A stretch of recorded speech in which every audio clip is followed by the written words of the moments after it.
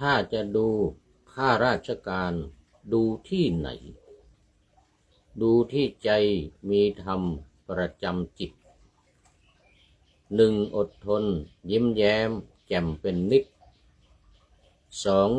มีคิดริเริ่มเสริมตื่นตัวสามเป็นผู้ขยันหมั่นราชกิจสี่พินิจทำงานการจนทั่วห้ามีเมตตาธรรมประจำตัวหกตรวจทั่วงานที่ทำจำเริญเอ่ยขอถวายความนอบน้อมแด่พระรัตนตรัยมีพระพุทธเจ้าเป็นต้นขอถวายความเคารพพระมหาเถระพระเถรานุเถระเจ้าคณะพระสังฆาธิการทั่วโลกมีพระเดชพระคุณพระธรรมเสนาบดีเจ้าคณะภาค7วัดพระธาตุดอยสุเทพเป็นต้นและขออำนวยพรแด่ท่านผู้ฟังท่านผู้ชมสาธุชนพุทธบริษัททั้งหลายวันนี้รายการพระไตรปิฎกลอยฟ้าของวัดพระธาตุดอยสุเทพออกอากาศทางสถานีวิทยุ5แห่งมีสถานีวิทยุพระพุทธศาสนาแห่งชาติและจริยธรรมวัดพระธาตุดอยสุเทพระบบ FM 96 เมกะเฮิรตซ์มีพ่อครูวันลบนามวงพรหมเป็นผู้อำนวยการอาจารย์พระมหาประสิทธิ์ประสาธิโกเป็นหัวหน้าสถานีและอาตมภาพพระครูปริยัติยานุศาสตร์เป็นผู้บรรยายเป็นประจำวันศุกร์เสาร์เดี๋ยวเป็นประจำทุกวันเวลา5 ทุ่มถึงเที่ยงคืน2 สถานีวิทยุสสว.วัดฝายหินมีพระครูสมุวิชวัตรวรกิจโจเป็นผู้อำนวยการนำออกอากาศเวลา 8-9 นาฬิกาวันจันทร์ถึงวันศุกร์3 สถานีวิทยุคลื่นสีขาวเพื่อชาวประชาวัดปากทางเจริญอำเภอดอยหล่อจังหวัดเชียงใหม่มีพระครูอภิวัฒนวิกรมเป็นเจ้าอาวาสเป็นผู้อำนวยการสถานีนำออกอากาศเวลาเดียวกันกับวัดฝายหินคือ 8-9 นาฬิกาวันจันทร์ถึงวันศุกร์4 สถานีวิทยุชุมชนคณะสงฆ์อำเภอฝางจังหวัดเชียงใหม่วัดพระพุทธบาทอุดมหรือน้ำบ่อสาวาวัดน้ำบ่อสาวามีพระเดชพระคุณหลวงพ่อพระครูสุจิตตานุรักษ์เป็นผู้อำนวยการหลวงพ่อเจ้าอาวาสวัดพระพุทธบาทอุดมและเจ้าคณะอำเภอฝางจังหวัดเชียงใหม่เป็นผู้อำนวยการนำออกอากาศเวลาเดียวกันกับวัดฝายหินและสุดท้ายสถานีวิทยุมจร.วิทยาลัยสงฆ์นครลำปางมีอาจารย์จีรศักดิ์ปันรำเป็นผู้อำนวยการนำออกอากาศเวลาเดียวกันอีกเหมือนกันเหมือนวัดฝายหิน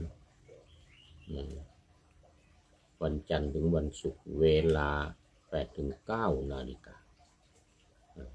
ต้องขอโมทนาขอบคุณกับทุกสถานีไว้ณที่นี้เป็นอย่างยิ่งวันนี้ก็บันทึกเสียงล่วงหน้ามา4 วันรายการก็คงจะออกโน้นในวันที่24ดังนั้นท่านผู้ฟังทางวิทยุถ้าได้ยินการได้ยินเรื่องราวอะไรที่มันนานมาแล้วหรือมันผ่านมาแล้วก็ต้องขออภัย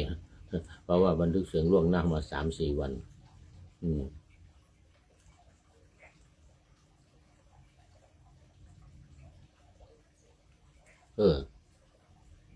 นะอันดับแรกก็ขอประชาสัมพันธ์เกี่ยวกับงานวันวิสาขบูชาและการเตวขึ้นดอยเพื่อไหว้สาปารมีพระบรมธาตุดอยสุเทพของคณะศรัทธาประชาชนทั่วโลกเลยทีเดียวไม่เฉพาะในประเทศไทยก็มาหลายจังหวัดเกือบจะทุกจังหวัดแต่ทั่วโลกนี้ก็เพราะว่ามีชาวต่างประเทศมีฝรั่งมังค่าทางทวีปต่างๆลังไหลกันมาไม่ว่าจะเป็นทวีปในเอเชียของเรานี่เองทวีปยุโรปทวีปอเมริกาทวีปแอฟริกาและทวีปออสเตรเลียมากันทุกทวีปละหลายประเทศนะโอ้วันนั้นถือว่ายิ่งใหญ่จริงๆนี่ยิ่งใหญ่จริงๆพี่น้องชาวต่างประเทศนี่โอ้โหบางคนเดินแก้ผ้าเลยแต่ไม่ได้แก้ทั้งหมด แก้แต่เสื้อ นุ่งกางเกงอยู่ นุ่งกางเกงอยู่เพราะว่ามันบ้านเขามันหนาวมาที่นี่มันร้อนเขาก็เลยไม่ค่อยนุ่งผ้ากันส่วนใหญ่นู่นไปแถวทะเลไปแก้ผ้าอาบแดดกันอยู่ ที่เกาะต่างๆตามชายทะเลนะแต่มาบ้านเรามันเป็นภูเขามันเป็นป่าเป็นดงนี่ถึงจะร้อนก็ยังไม่สู้แถวชายทะเลไม่ได้ชายทะเลนี่ไม่นุ่งผ้านุ่งผ่อนกันเลยผู้หญิงนี่มีแต่กางเกงในมีแต่กางเกงในผู้ชายนี่ก็ล่อนจ้อนเลยกายล่อนจ้อนแต่มาขึ้นดอยสุเทพนี่มันยังร้อนกว่ามันยังร้อนไม่เท่าทางชายทะเลเผลอๆฝนตกด้วยอย่างปีนี้มีที่กมาดเดือนเกิน1 เดือนเนี่ยเห็นไหมมาวิสาขบูชานี่เดือน9เหนือเดือน7ของภาคกลางตามปกติจะเป็นเดือน8ภาคเหนือแล้วก็เดือน6ของภาคกลางเนี่ยจะเป็นวันวิสาขบูชานะเดือน6คำว่าวิสาขก็แปลว่า6บูชาในวันเพ็ญเดือน6คราวนี้มีอธิกมาศก็เลยเลื่อนมา1 เดือนจากเดือน6ก็เป็นเดือน7ทางภาคเหนือจากเดือน8ก็เป็นเดือน9ของเรานับก่อนภาคกลางก่อนทุกภาค2 เดือน ตอนนี้ขอต้อนรับจิตสัมพันธ์มหาวิจิตพันธ์โอ้อันนี้นานเนนมเนกาเลโอ้นานมาแล้วเป็น FC เก่าจิตสัมพันธ์นี่นะโอ้ลืมไปแล้วนี่ว่าอยู่ที่ไหนยังไงจิตสัมพันธ์มหาวิจิตรเป็นพระมหาวิจิตรพันธ์โอ้โหต้องขออภัยวัดไหนยังไงต้องขออภัยมันลืมไปแล้วเพราะว่าเข้ามานานละเข้ามานานแล้วนานเนกาเลเป็น FC เก่าแก่แต่วันนี้มาเป็นเขาเรียกว่าอาทิ กัลยาณัง มีความงามในเบื้องต้นโอ้มีสีขาวๆเป็นฆราวาสหรือเปล่ากางเกงเป็นฆราวาสหรือเปล่าไม่แน่ใจนะจิรพันธ์มหาวิจิตรพันธ์เป็นฆราวาสก็น่าจะเป็นผู้ชายเป็นอาทิกัลยาโนเป็นผู้มีความงามในเบื้องต้น เอาเราก็ตามมาด้วยอาจารย์สุรศักดิ์พรหมศรีอันนี้จาก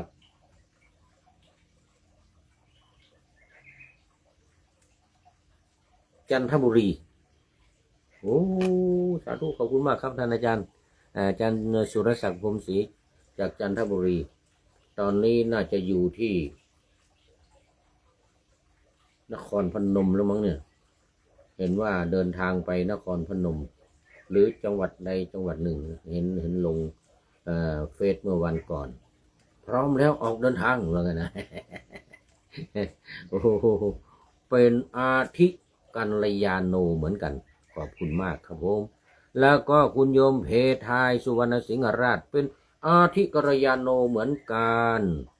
ในความงามในเบื้องต้นได้แก่ศีลนะหมายถึงศีลโอ้ทุกรูปทุกท่านเป็นผู้มีศีลเป็นเบื้องต้นมีศีลบริสุทธิ์มีศีลไม่ด่างไม่พร้อยโอ้นี่เรียกว่ามีศีลมีความงามคือศีลโมทนาเป็นอย่างยิ่งเนี่ยนะวันนี้มาตั้งแต่ไก่ไม่โหสุริโยยังไม่จับขอบฟ้าอันนี้กำลังปะหน้าธรรมะยังไม่เสร็จ ยังไม่ได้เข้าเนื้อหาสาระของธรรมะยังปะหน้าเรื่องการเดินขึ้นดอยสุเทพในวันที่30นะแล้วก็ตอนเย็น30นาทุ่มครึ่งเริ่มขบวนอัญเชิญน้ำสงฆ์พระราชทานขึ้นสู่บนพระธาตุดอยสุเทพ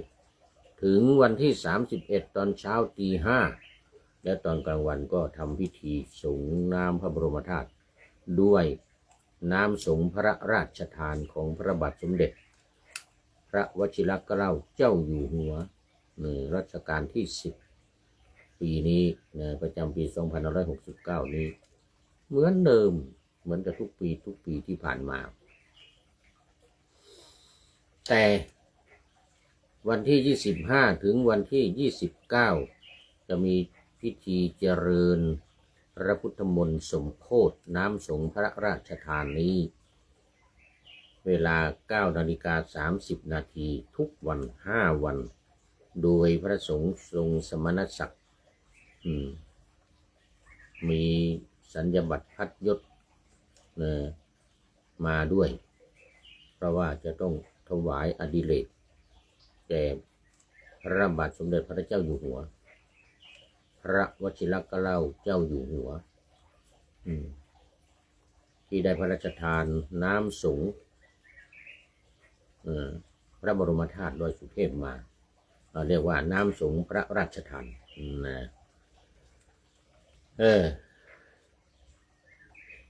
2วันกตัญญูวัดป่าแดงมหาวิหาร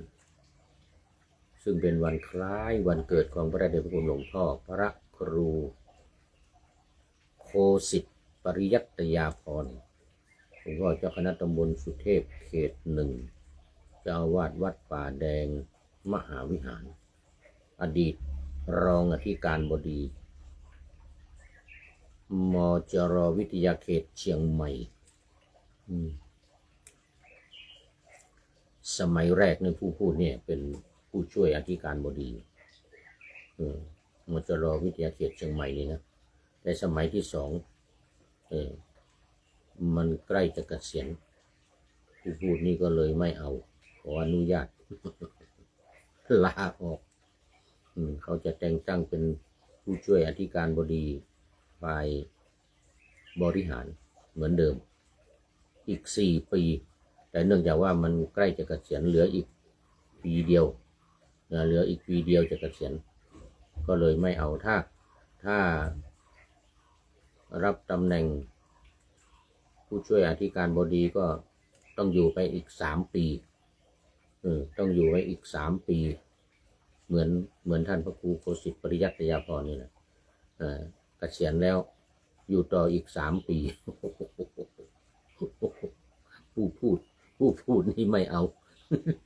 ขอลาก่อนขอลาไม่รับตำแหน่งในวาระที่2นี่นะอีก4 ปีนะวาระเขามี4 ปีวาระที่2ไม่เอาเพราะว่าต้องการจะเกษียณต้องการจะเกษียณแล้วตอนนั้นปี2560พอดีนะปี2560ต้องการจะเกษียณก็เลยไม่เอาไม่รับตำแหน่งตำแหน่งสุดท้ายก่อนเกษียณก็รู้สึกจะเป็นแค่ผู้ปฏิบัติหน้าที่มั้ง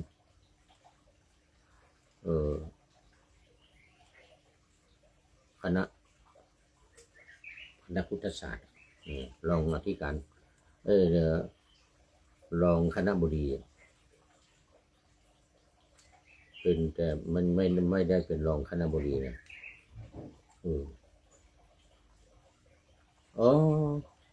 หัวหน้าหลักสูตรตำแหน่งสุดท้ายเป็นหัวหน้าหลักสูตรเพราะว่ารองคณบดีเขามีอยู่แล้วคณะพุทธศาสตร์คณะครุศาสตร์สังคมศาสตร์อะไรมนุษยศาสตร์ทั้งหลายเนี่ยมีรองอธิการบดีอยู่แล้วของเราขึ้นไปเป็นผู้ช่วยอธิการบดี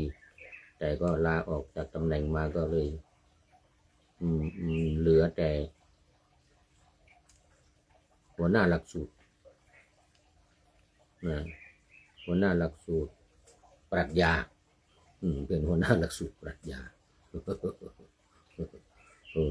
นานเนกาเลมาแล้วเก่าแก่6 7 8 ปีมาแล้ววันนี้เกษียณมานี่9 ปีแล้วนี่ปีพุทธศักราช256060นี่69วันนี้ได้ผ่านมาเข้าปีที่10แล้วเนี่ยปีที่10แล้วถ้ายังรับตำแหน่งเป็นผู้ช่วยอธิการบดีก็ต้องอยู่ต่ออีก3 ปีต้องอยู่ต่ออีก3 ปีคนจริงอยู่ต่อ2 ปีนะมันตอนนั้นมันเหลือ2 ปีแต่ว่าอันนี้ต้องอยู่เป็นต้องทำงานอยู่อีก1 ปีมันก็เลยเป็น3 ปีแล้วตอนนี้วิหารไลฟ์มาพูดเรื่องประชาสัมพันธ์วัดป่าแดงมหาวิหารวันที่26นี่ยังไม่ได้บอกวันที่26 พฤษภาคมนี้นะในการเจริญพระพุทธมนต์สืบชะตาหลวงถวายพระเดชพระคุณหลวงพ่อพระครูโคสิทธิ์ปริยัติยาภรณ์พระสงฆ์พระภิกษุสงฆ์สามเณรและคณะสัตยาญาติโยมวัดป่าแดงมหาวิหาร9 นาฬิกาเป็นต้นไปเสร็จแล้วก็มีทักษิณานุปทานอุทิศส่วนกุศลให้แก่บรรพชนของวัดป่าแดงมีพระเจ้าสามฝั่งแกนและพระเจ้าติโลกราชเป็นต้นตอนนี้ขอต้อนรับพระเดชพระคุณหลวงพ่อสุทธิสงึมรำตอนนี้มาเป็นมัชเชกัลยาโนซะแล้ว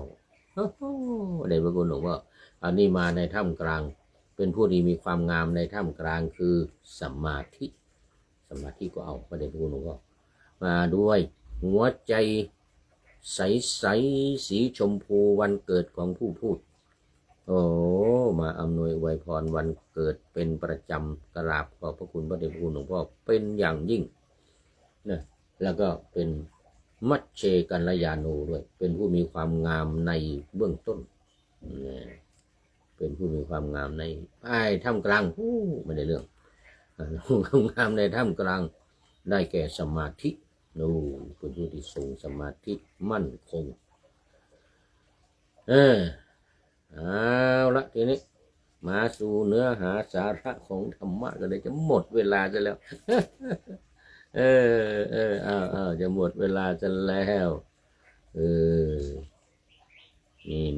นะเออเรื่องอะไรนี่เออยังอยู่ในเรื่องเดิมยังอยู่ในเรื่องเดิมเออลาหุละวัตถุกถานะลาหุละวัตถุกถา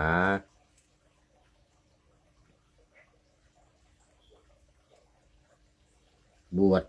พระราหุลแล้วพระเจ้าสุโธทนะเสียพระทัยไปขอนี่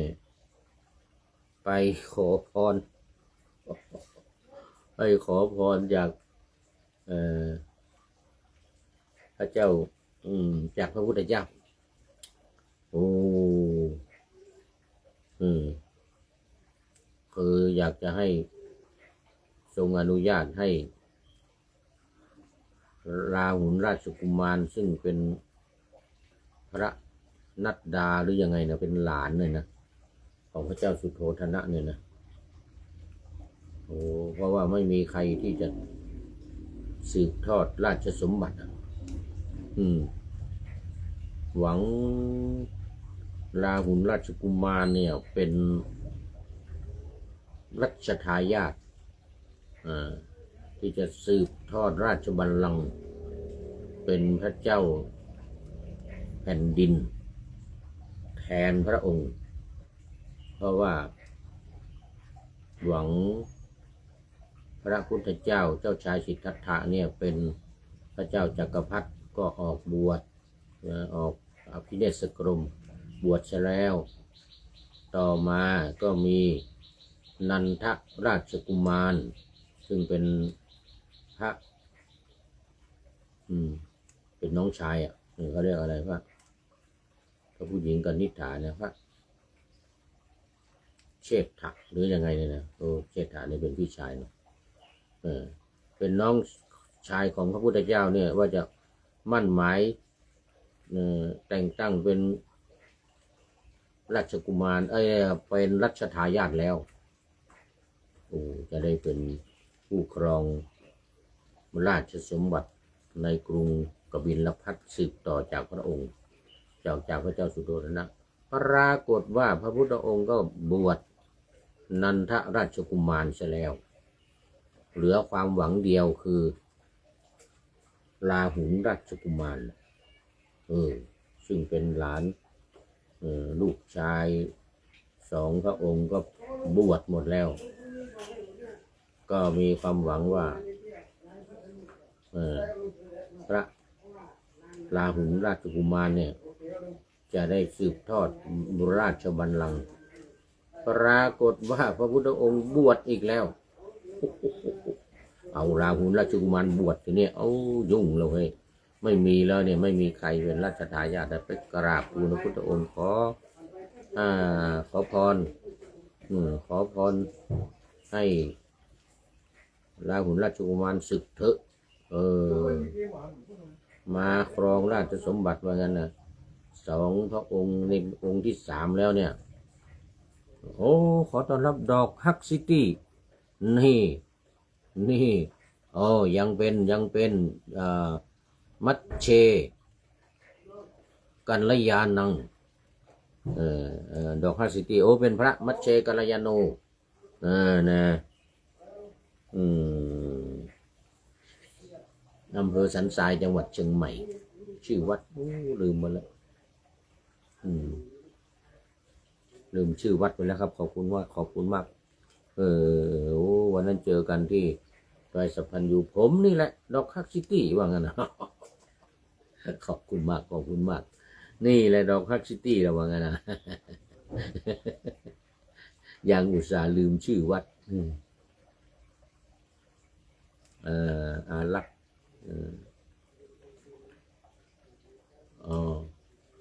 ต้นฮัก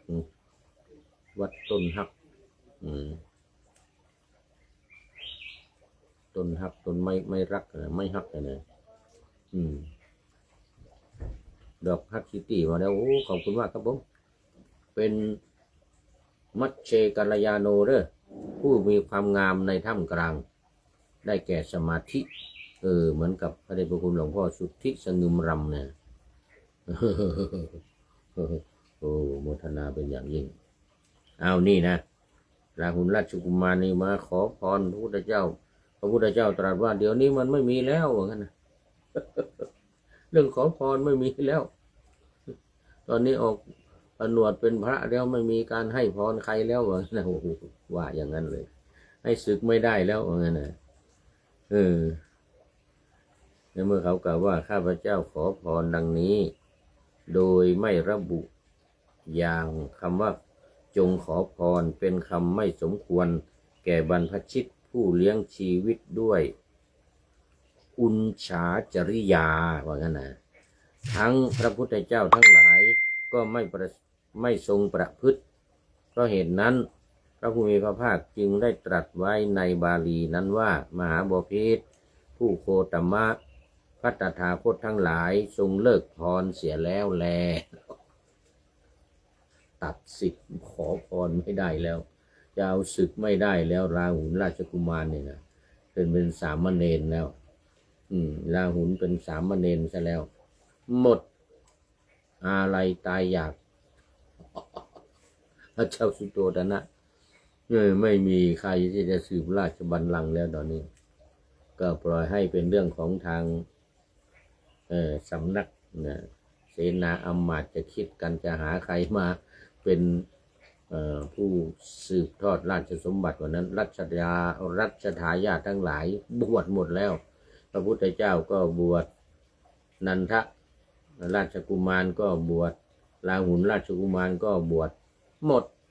ตติยะแล้วตติยะแล้วไม่มีแล้วต่อไปน่าจะต้องเป็นผู้หญิงแล้วเหมือนกันนะผู้หญิงก็ต้องเป็นกษัตรีแล้วผู้ชายไม่มีแล้วเนี่ยที่จะเป็นรัชทายาท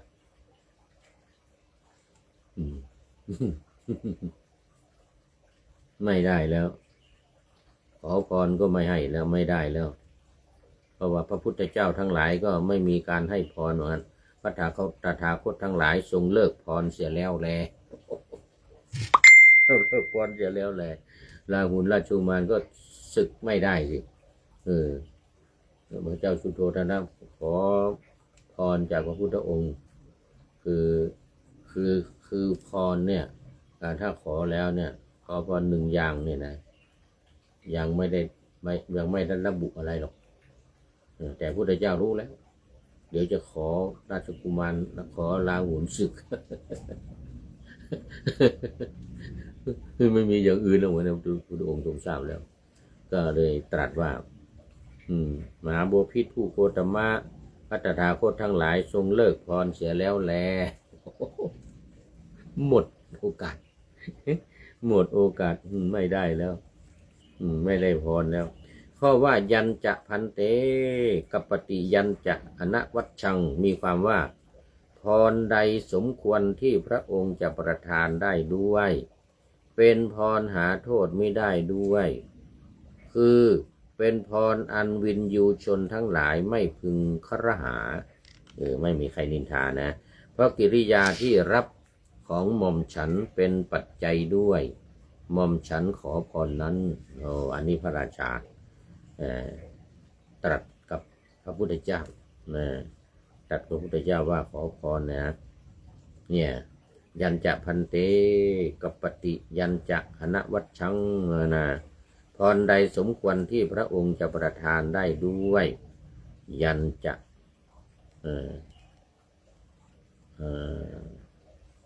พันเตกัปปติเป็นพรหาโทษไม่ได้ด้วยอนวัชชังอนวัชชังหาโทษไม่ได้ด้วยคือเป็นพรอันวินยูชนทั้งหลายไม่พึงครหา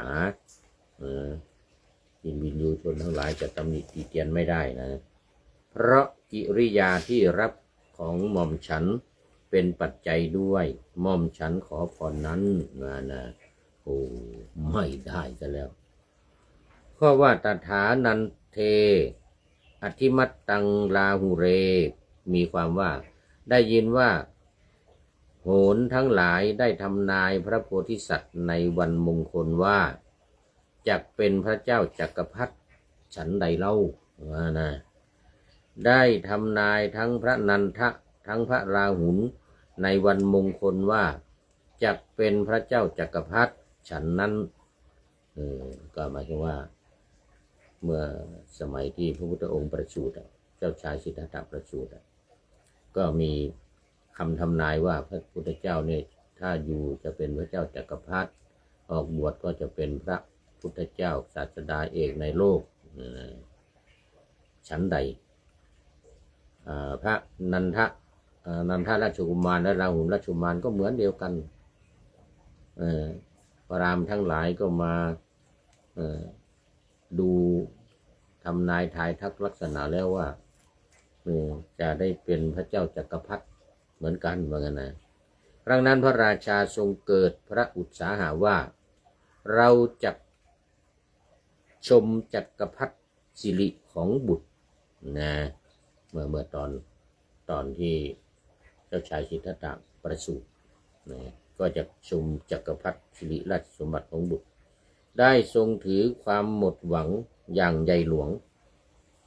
ได้ทรงถึงขออภัยได้ทรงถึงความหมดหวังอย่างใหญ่หลวงเพราะพระผู้มีพระภาคทรงผนวดเสียจึงทรงยังพระอุตสาหะให้เกิดว่าเราจักชมจักรพรรดิสิริของพ่อนันทะคือนันทราชกุมารอันนี้เป็นพระราชดำริของพระเจ้าสุโธทนะนะของพ่อนันทะพระผู้มีพระภาคทรงยังพระนันทะแม้นั้นให้ผนวดแล้วเท้าเธอทรงอดกลั้นทุกแม้นั้นเสียได้ทรงยังพระอุตสาหะให้เกิดว่าบัดนี้เราจะได้ชมจักรพรรดิสิริของพ่อราหุลราหุลราชกุมารด้วยประการฉะนี้พระผู้มีพระภาคทรงยังพระราหุลนั้นให้ผนวดเสียอีกโอ้เจ็บช้ำน้ำใจเพราะฉะนั้นความทุกข์จึงได้เกิดแก่เท้าเธอยิ่งนักว่าทรงโทมนัสมากบัดนี้แม้กุลวงศ์ขาดสายเสียแล้วว่างั้นนะกุลวงศ์ขาดสายเสียแล้วจักรพรรดิสิริจักมีมาแต่ไหนเล่าว่านะหมดสิ้นหมดท่าหมดท่าหมดทางเพราะเหตุนั้น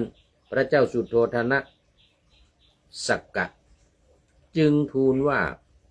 ตถานันเทอธิมัตตังราหุเลดังนี้ก็แปลว่าแม้พระนันทะแล้วก็พระราหุลก็ไม่เหลือส่วนการบรรลุอนาคามิผลของพระราชาผู้ศึกษาพึงทราบว่าภายหลังแต่การที่พระราหุลผนวดนี้เหตุไรพระราชาจึงตรัสคำว่าสาธุพันเตอัยยาไม่ใช่อัยยาเหมือนภาษาจีนนะอัยยานี้พระผู้เป็นเจ้านะสาธุพันเตอัยยาได้ยินว่าเท้าเธอทรงดำริว่าแม้ว่าเราเป็นพุทธมามกะธรรมมามกะสังฆมามกะก็จริงหรอกแต่เมื่อบุตรซึ่งบิดาของตนให้บวชเสียก็ไม่สามารถจะอดกลั้นญาติวิโยคกระทุกข์ได้เกิดความทุกข์เป็นอย่างมากเมื่อพระบุตรออกผนวดชนเหล่าอื่นจะอดกลั้นอย่างไรในเมื่อบุตรและนัดดาบุตรสองพระองค์เนี่ยพระเจ้าชายสิทธัตถะกับนันทราชกุมารนันทะนี่เป็นคนละมารดาคือเป็นราชบุตรของพระนาง มหาประชาบดีโคตมีพระนางท่านนี้เป็นลูกของพระนางมหาประชาบดีโคตมี ซึ่งเป็นน้องสาวของพระนางสิริมหามายาก็ได้เป็นมเหสีแทน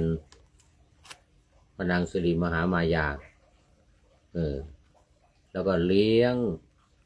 พระพุทธเจ้ามาตั้งแต่7 วันหลังจาก7 วันที่พระนางสิริมหา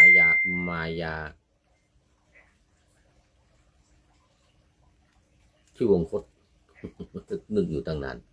ที่วงโคตไปเนี่ยก็มีโคตมีนี่แหละมหาประชาบดีโคตมีนี่แหละเป็นแม่เลี้ยงเป็นแม่เลี้ยงเป็นมเหสีของแทนพระนางสิริมหามายา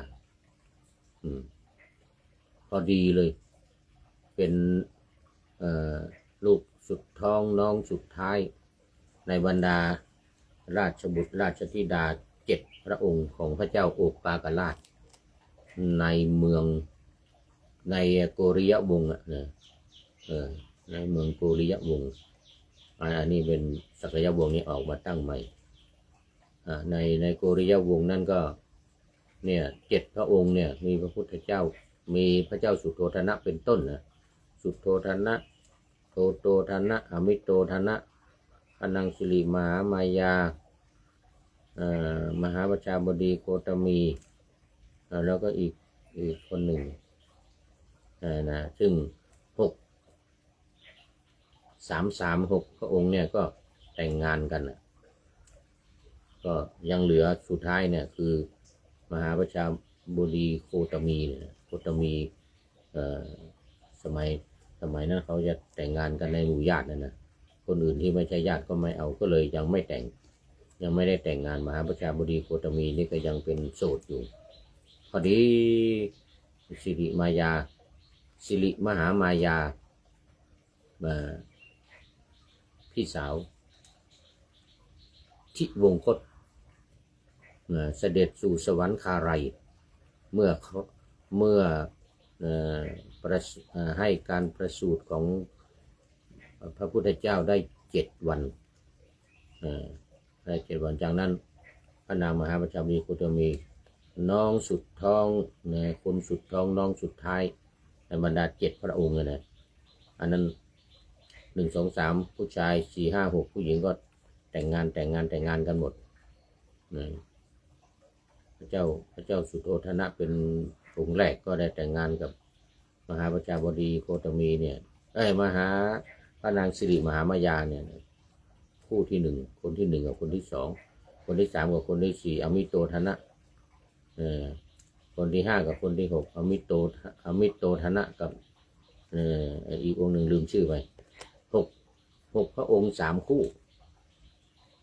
เหลือ1คือมหาประชาบดีโคตมีพอมันยังไม่มียังไม่ได้แต่งงานเพราะว่าในราชวงศ์เดียวกันมันยังไม่มียังหาไม่เจอในตระกูลเดียวกันเนี่ยมัน7มันรู้ชาย3ผู้หญิง4ก็เหลือโคตมีพอดีพระนางสิริมหามายาทิวงคตก็เลื่อนขึ้นมาเป็นมเหสีองค์ที่2ของพระเจ้าสุโธทนะแทนเป็นแม่เลี้ยงของพระพุทธเจ้าแทนพระนางสิริมหามายามหาประชาบดีโคตมีเนี่ยนะที่ตอนหลังมาออกบวชเป็นภิกษุณีรูปแรกออกบวชเป็นภิกษุณีรูปแรกเลยหลังจากที่พระพุทธองค์เสด็จไปเมืองกบิลพัสดุไม่ได้รับการอนุญาตพระพุทธองค์เสด็จหนีมาอยู่ไวสาลีตามมาเลยทีนี้ห่มผ้ากาสาวพัสเหมือนกับบวชแล้วอย่างนี้นะบิณฑบาตมาเดินเท้าไม่สวมรองเท้าเนี่ยเดินเท้าเปล่า380 กิโลเมตรจากไวสาลี ไปถึงเมืองกบิลพัสออกจากกบิลพัสมาไวสาลีเนี่ย380 กิโลเมตรนะเดินนะเสด็จประทับเดินนะโอ้ตอนนี้ขอต้อนรับเบาปั๊บกันตะพรหม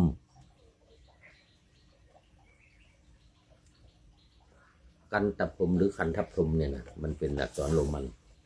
โอ้อันนี้น่าจะเป็นพระมองไม่ชัดไม่เป็นไรไม่เป็นไร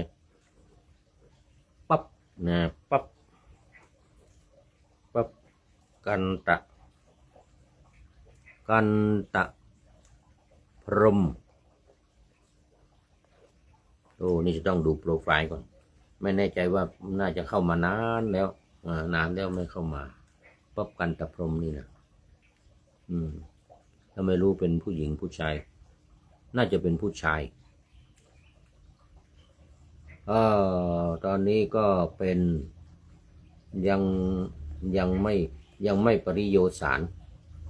ยังเหลือเวลาอีก15 นาทีเป็นมัชเชกัลยาโนมัชเชกัลยานังเป็นผู้มีความงามในท่ามกลางคือมีศีลเหมือนเดียวกันกับดอกฮักซิตี้แล้วก็พระเดชพระคุณหลวงพ่อสุทธิสงึมรำนะผู้ใดนามปากกาว่าปั๊บกันตะพรหมหรือคันทะพรหมนะอาจจะเป็นคันทะพรหมก็ได้คันทะพรหมหรือกันตะพรหมจะต้องเข้าไปดูโปรไฟล์อีกทีหนึ่งโอ้ขอบคุณมากขอบคุณมากฮาวละมาคราวนี้มาคราวนี้สถานันเทอธิมตังลาหุลาตถานันเทอธิมตังสาธุพันเตไอยาชนเราอื่นจักอดกั้นได้อย่างไรในเมื่อบุตรและนัดดาทั้งหลายของตนบวชหมดแล้วไม่มีใครจะสืบทอดราชบัลลังก์เพราะเหตุนั้นท้าวเธอจึงตรัสคำนี้ด้วยทรงธรรมพระทัยว่าทุกเห็นปานนี้ก่อนอย่าได้มีแก่ชนเหล่าอื่นเลยมีแต่ข้าพระองค์นี่แหละเป็นรับทุกข์ขนาดหนักเท่าแก่เท่าชะแลแก่ชราจะเข้าโรงแล้วก็ผู้ที่จะสืบทอดราชบัลลังก์ยังไม่มีออกผนวดกันหมดทั้ง3 พระองค์มีเจ้าชายสิทธัตถะเจ้าชายนันทราชกุมารเจ้าชายราหุลราชกุมารหมดอะไรตายอยากแล้วทีนี้พระผู้มีพระภาคทรงกระทำธรรมกถาพระราชาตรัสเหตุเป็นเครื่องนำออกในศาสนาแล้วบัญญัติสิกขาบทว่าภิกษุทั้งหลายบุตรที่มารดาบิดาไม่อนุญาตไม่ควรให้บวชดังนี้เป็นอาบัติด้วยเป็นอาบัติด้วยใครไม่อนุญาตจะมาบวชนะเป็นอาบัติด้วยนี่ก็มีพระราหุลนี่เป็นต้นตำรับราหุลกับนันทราชกุมารเพราะว่าอันนี้พากลับไปวัดแล้วให้บวชทั้ง2 องค์ไม่ได้รับอนุญาตจากใครเจ้าสาวของนันทราชกุมารก็คอยรออยู่แต่งงานเสร็จแล้วยังไม่ได้อยู่ด้วยกันเรียกว่าต้องตะโกนตามรีบกลับมาเหมือนตะโกนตามหานันทะเจ้าหญิงเดี๋ยวเจ้าสาวชนะปะทะกัลยาณีนั่นแหละโอ้โศกเศร้าเสียใจรีบตามเอาไปนันทะก็อุ้มบาตรตามพุทธเจ้างง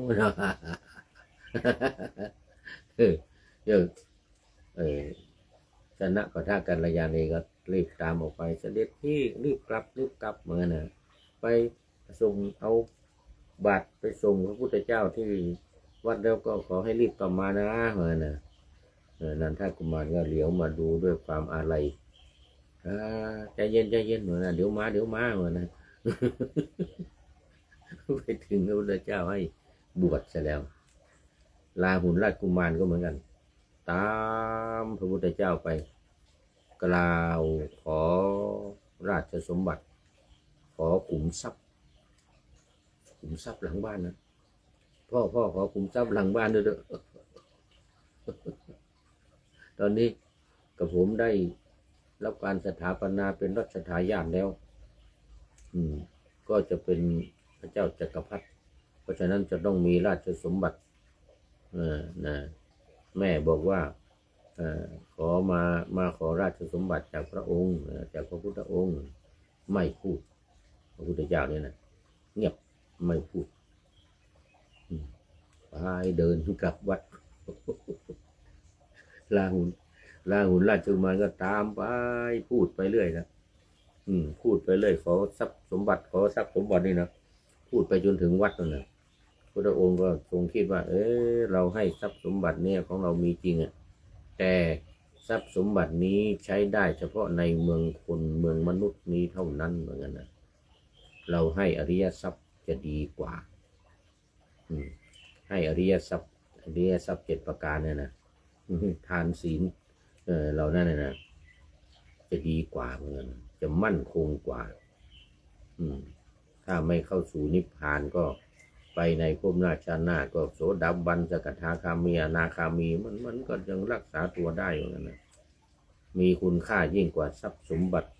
ที่เป็นแก้วแหวนเงินทองในขุมทรัพย์เนี่ยเป็นสหชาติด้วยนะขุมทรัพย์นี่คือเป็นสหชาติของพุทธเจ้าเลยใครคนอื่นใครก็เอาไม่ได้ไงอย่างพุทธเจ้าทรงอนุญาตให้ใครตอนนั้นแหละราหุลราชกุมารมาขอเนี่ยเราให้ก็ให้ได้แต่ว่ามันกินหมดในภพนี้ในชาตินี้ในมนุษย์นี้เท่านั้นในภพหน้าชาติหน้านั้นยังไม่ได้กินแล้วนะสู้อริยมรรคไม่ได้อริยทรัพย์ไม่ได้เราให้อริยทรัพย์ดีกว่าพุทธเจ้านี่นะบวชซะบวชราหุลราชกุมารก็เลยบาบัญญัติทุกเห็นปานนี้ก่อนอย่าได้มีแก่ชนเหล่าอื่นเลยนะทรงพระราชตั้งพระราชาฤทัยทำพระราชฤทัยว่าอย่าให้มีแก่คนเหล่าอื่นเนี่ยต้องได้รับอนุญาตก่อนแล้วจึงบวชขอพระพุทธองค์ว่าเมื่อไม่ให้ศึกก็ไม่เป็นไรแต่ว่าขอคนต่อไปเนี่ยให้มีทุกข์แต่ข้าพระองค์นี้เท่านั้นพระเจ้าสุโธทนะนี้เท่านั้นคนอื่นอย่าได้เป็นทุกข์อย่างนี้เลยนะคนอื่นอย่าได้เป็นทุกข์อย่างนี้เลยเพราะฉะนั้นเวลาจะบวชใครเนี่ยก็ขอให้ได้รับอนุญาตจากพ่อจากแม่ก่อนหรือผู้ปกครองอาจจะเป็นปู่ป้าลุงอาก็ตามเมื่อได้อนุญาตแล้วจึงบวชดังนั้นพระพุทธองค์ก็จึงทรงบัญญัติสิกขาบททรงบัญญัติสิกขาบทว่าภิกษุทั้งหลายบุตรที่มารดาบิดาไม่อนุญาต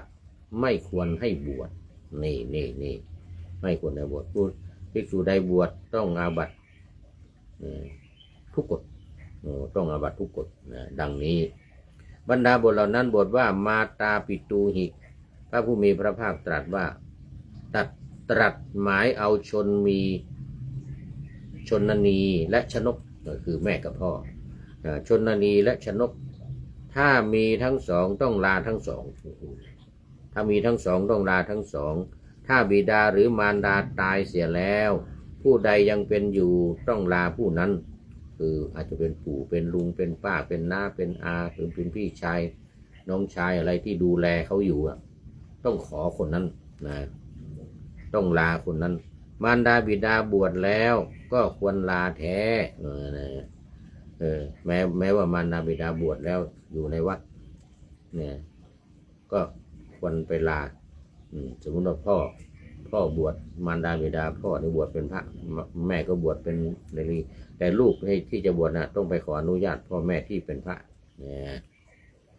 ผู้ใดยังเป็นอยู่ต้องลาผู้นั้นมารดาบิดาแม้บวชแล้วก็ควรลาแท้ภิกษุเมื่อจะบอกลาตนพึงไปบอกลาเองก็ได้นะตนพึงไปบอกลาเองก็ได้ส่งคนอื่นไปแทนก็ได้ส่งกุลบุตรนั้นแหละไปว่าท่านจงไปลามารดาบิดาแล้วจงมาตรงว่าอย่างนี้ดังนี้ก็ได้ถ้ากุลบุตรนั้นบอกว่าผมเป็นผู้อันมารดาบิดาอนุญาตแล้วเมื่อเชื่อพึงให้บวชถ้าไม่เชื่อก็อย่าให้บวชต้องให้ได้รู้แจ้งบิดาบวชเองแล้วเป็นผู้ใคร่จะให้บุตรบวชบ้างจงบอกเล่ามารดาแล้วจึงบวชถ้าบิดาบวชแต่มารดายังไม่บวชอยู่ที่บ้านก็ต้องไปบอกมารดาพ่อไม่ต้องบอกก็ได้ลามารดาตุ้ลุงติ๊กมาแล้วกะครับลงมาแล้วครับลงเวลาครับ ลงเวรแล้วพายุต่อพายุต่อใครอ่ะพี่บอยตุบอยตุลุงพระครูบดีกาประเสริฐประสันโนลงเวรมาก็ไปอยู่เฝ้าวิหารเหมือนกันเหมือนที่พูดนี่อยู่ตอนเช้านี่ตั้งแต่เที่ยงจนถึงบ่าย3 โมงผู้บุงบอยต่อ ไปจนถึงทำวัดเย็น2 ชั่วโมงเอาแล้วนะมาบิดาเดี๋ยวหรือว่ามารดาใครจะให้ธิดาบวชจงบอกเล่าบิดาก่อนแล้วจึงให้บวชนะบิดาไม่มีความใยดีด้วยบุตรภริยาหนีไปเสียมารดามอบบุตรแก่ภิกษุทั้งหลายว่าขอท่านทั้งหลายให้บุรุษนี้บวชเถิดเมื่อภิกษุกล่าวว่าบิดาของเขาไปไหน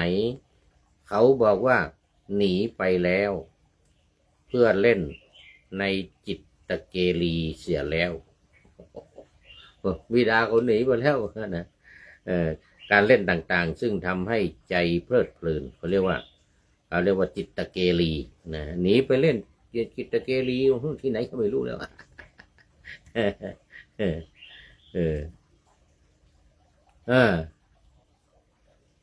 สมควรให้บุรุษนั้นบวชได้ให้บวชได้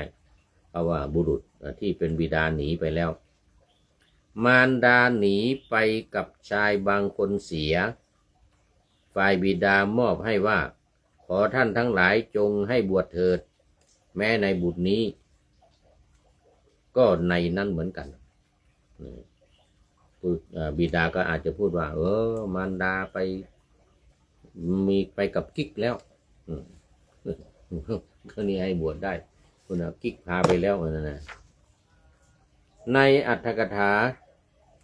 แม้ในบุญนี้ก็ในนั้นในอรรถกถาชื่อกุลุนทีแก้ว่าพระอรรถกถาจารย์แก้ว่าบิดาอย่าร้างไปแล้วมารดาอนุญาตว่าท่านจงบวชลูกของดิฉันเถิดเมื่อภิกษุกล่าวว่าบิดาของเขาไปไหนเขากล่าวว่าท่านจะต้องการอะไรด้วยบิดาเล่าดิฉันจักทราบดังนี้ควรให้บวชได้ก็หมายถึงว่านั่นนะเขาอย่าล้างกันไปแล้วฉันนี่รู้แล้วมันเป็นเรื่องของครอบครัวท่านอย่ายุ่งว่างั้นดูไปดูมาหมดเวลาดูไปดูมาหมดเวลาเสร็จแล้วไว้แค่นี้ก่อนบวชได้อันหนึ่งไปกับกิ๊กอันหนึ่งอย่าล้างกันไปแล้วว่างั้นอย่าไปต้องสนใจแล้วนี่ใบหย่าอยู่นี่เอาไว้แค่นี้ก่อนเดี๋ยววันต่อไปเรามาคุยกันอีกนี่เป็นอรรถกถาพระวินัยนะในพระไตรปิฎกเล่มที่25ขุททกนิกายขุททกนิกายเอาละตอนนี้หมดเวลาแล้วผู้ใดหนอแลเป็นท่านสุดท้ายโอ้โยมแม่จันสมเข้ามาเป็นท่านสุดท้ายจากจังหวัดเชียงใหม่ของเรานี้เองแม่จันสมก็เป็น FC ตัวจริงเข้ามาตอนนี้ก็เป็นปริโยสานกัลยาณีเป็นผู้ที่มีความงามในที่สุดนะด้วยปัญญามีปัญญาเรียกว่าความงามในที่สุดนะป ริโยสานกัลยาณังงามในที่สุดก็คือปัญญาเราเริ่มจากศีลสมาธิแล้วก็ปัญญาเบื้องต้นท่ามกลางในที่สุดโอ้ขอบคุณและโมทนาโยมแม่จันสมเป็นอย่างยิ่งอ้าวมาดูข้อคิดท้ายรายการวันนี้จากผู้ใดหนอแลพันตรีนเรศจิตรักอนุศาสนาจารย์มณฑลทหารบกที่3ค่ายกาวีระอำเภอเมืองจังหวัดเชียงใหม่เมื่อครั้งอบรมข้าราชการทั่วภาคเหนือโอ้สมัยนมนานมาแล้วท่านนายพลนเรศจิตรักของเรานี่แหละตอนนั้นเป็นพันตรีเขียนบทประพันธ์นี้เป็นข้อคิดโอ้อบรมข้าราชการทั่วภาคเหนือนะนี่นะอ้าวไม่ได้บอกพศไม่เป็นไรก่อนที่จะเป็นนายพลก็แล้วกัน ตอนนั้นยังไม่เกษียณตอนนั้นยังไม่เกษียณเป็นพันตรีนเรศจิตรักนะสมัยนั้น ให้เขียนข้อคิดนี้ไว้ว่าถ้าจะดูข้าราชการดูที่ไหนเป็นคำถามดูที่ใจมีธรรมประจำจิต 1. อดทนยิ้มแย้มแจ่มเป็นนิด 2. มีคิดริเริ่มเสริมตื่นตัว 3. เป็นผู้ขยันหมั่นราชกิจ 4. พินิจทำงานการจนทั่ว 5. มีเมตตาธรรมประจำตัว 6. ตรวจทั่วงานที่ทำจำเริญสุดยอดสุดยอดใน5 4 5 6อย่างเนี่ยดูข้าราชการว่าดีหรือไม่ดีเป็นยังไงนะมีอยู่6อย่าง 1. อดทนยิ้มแย้มแจ่มใส 2. คิดริเริ่มตื่นตัวอยู่ตลอดเวลาแล้วก็ 3. เป็นผู้ที่ขยันมันเพียรมันขลัดราชกิจ 4. พินิจทำงานการจนทั่วทำงานด้วยความรอบคอบระมัดระวัง 5. มีเมตตาธรรมประจำตัวแล้วก็ 6. ตรวจทั่วงานที่ทำก็คือไม่ละเลยมาตรา157ไม่ต้องอันนี้ตรวจงานทำงานไม่ละเลยไปตรวจทั่วเลยอย่างนี้นะโมทนาขอบคุณท่านนายพลนเรศจิตรักสมัยที่เป็นพันตรีนเรศจิตรักไว้ณที่นี้เป็นอย่างยิ่งขอนำพระไตรปิฎกลอยฟ้าไปจากผู้ฟังทั้งหลายในโลกล่าวันต่อไปจะได้จรย้อนกลับมาสู่สถานีใหม่ให้ท่านฟังอย่าลืมเปิดวิทยุหรือเครื่องรับโทรศัพท์โมบายคอมพิวเตอร์ผัง YouTube เฟซเพจไลน์ให้ดังๆเพื่อชมฟังรายการวันต่อไปขอทุกท่านมีความสุขทุกคืนวันนำธรรมะประกอบการงานทั้งหลายเช่นขยันทำงานทางวาจากายใจขวนขวายกิจการงานนานาบำเพ็ญสาธารณประโยชน์เว้นสิ่งที่มีโทษโหดเยี่ยงสาประกอบแต่กรรมดีมีราคาแสวงหาเงินทองครองใจคนเสียสละพระทรัพย์นับมากน้อยไม่ให้ล้านก็ให้ร้อยไม่ด้อยผลเอื้อคนรวยช่วยคนยากฝากคนจนให้ทุกคนเท่ากันมาตรฐานเดียวขอเจริญพร